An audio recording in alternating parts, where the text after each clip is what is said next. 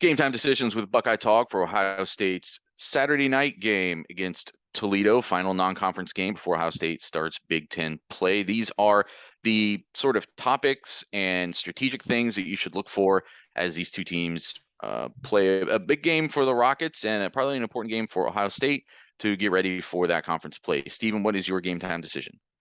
Yeah, we talked about it a lot on the pod. The idea that Ohio State had basically from the second quarter on, all but maybe two drives were basically three plays, and it was either three plays and a touchdown or a three and out every single time. And that's not. It was really boom or bust. And I even asked Ryan Day about that when we got him on the lightning round, and he had a solid explanation that sometimes it's just how a defense is playing you that you can be that the defense is kind of boomer bust, so it allows your offense to be a little bit of a boomer bust situation. But obviously, he'd rather not be going three and out at all, as he even mentioned there. So I do want to see if they could clean some of that stuff up a little bit. We're going to see the explosive drives. We're going to see the 2-play, 3-play drives that end in a touchdown. But can we see the other drives, even if they don't necessarily end in touchdowns? Are they on the field, go -2 yards or -4 yards, and that's the end of the drive? So I'm going to put a number on it. I'm going to say two or less three and outs the entire game against Toledo. Let's see if they can do that. Yeah, there's obviously going to have to be teams that they sustain those drives against later this season. That the explosive thing's not always going to be there. So I think that is on their list of things that they want to accomplish this week.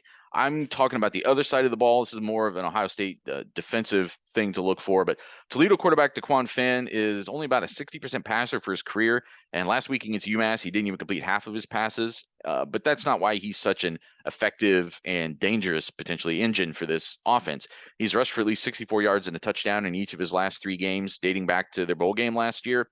And Ohio State opened the season against a dual threat quarterback in Notre Dame's Tyler Buckner and held him to, I think it was 18 yards on 11 carries. So including, I think some sack yardage there. So it kept him down. But the game truly changed when it forced him to win through the air. He started the game 8 of 8 passing and then went 0 of 10 down the stretch. So Ohio State has to contain Finn and force him to beat them in the air. Toledo has a decent couple of receivers, including a Cleveland guy, Devin Maddox, who's coming back from a hamstring injury. But I'm sure Jim Knowles has seen this type of threat before from his days in the Big 12. So what will he have schemed up that contains Finn and makes him prove he can win over the top with those receivers?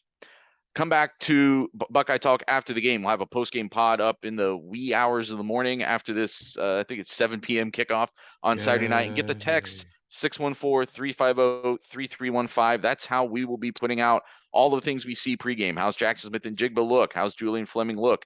How are other guys with injury situations looking before this game? What is the pregame availability report? All that stuff comes to your phone first if you sign up for the Buckeye Talk text.